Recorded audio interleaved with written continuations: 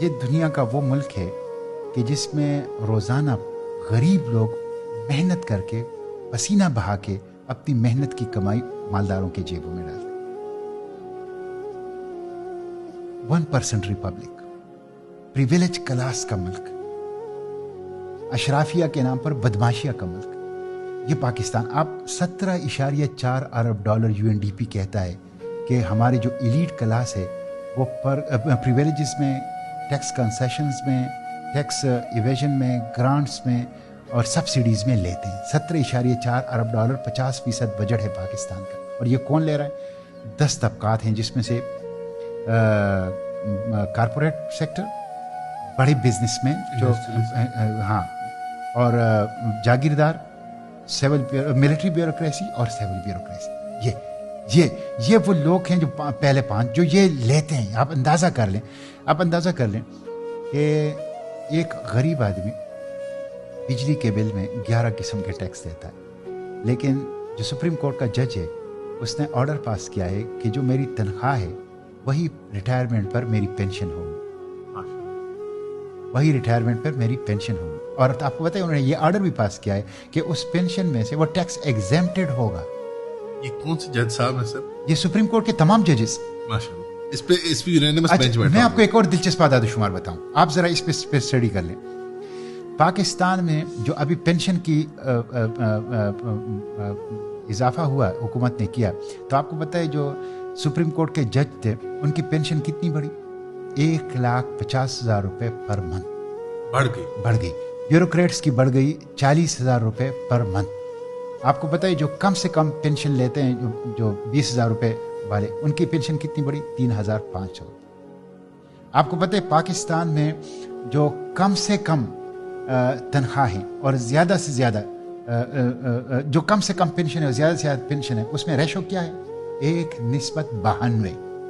1:92 یعنی جو کم سے کم پینشن لے رہا ہے اور جو زیادہ سے زیادہ پینشن لے رہا ہے وہ 1:92. اور آپ کو پتہ ہے برطانیہ میں یہ ریشو کتنا ہے؟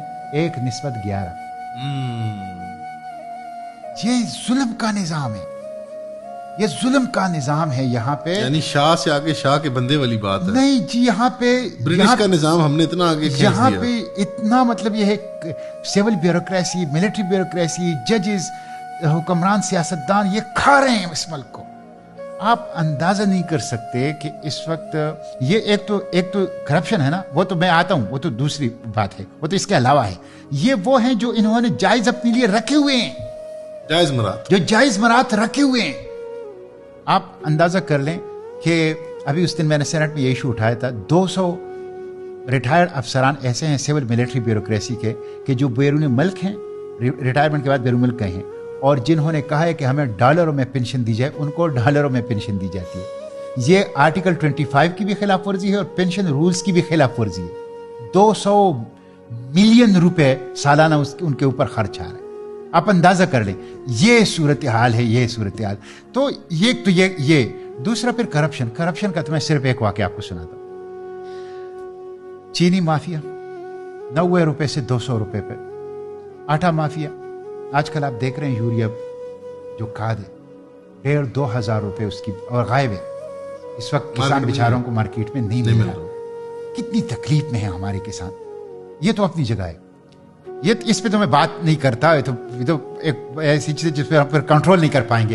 آپ صرف IPPs کو لے لیں. ان کی کیپیسٹی چارجز کے مد میں اس سال پاکستان 2,200 ارب روپے ان کو دے گا. کیپیسٹی چارجز کا مطلب ہے بجلی نہ بنانے کے پیسے دینا. بجلی نہ بنانے کے 2,200 ارب روپے.